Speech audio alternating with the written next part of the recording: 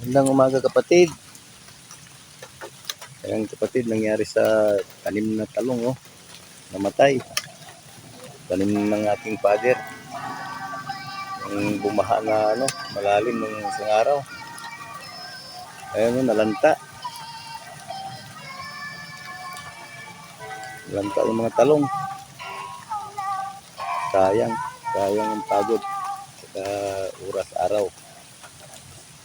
Walang magawa dahil bagyo Ayun sira. Malaki na sana nalanta.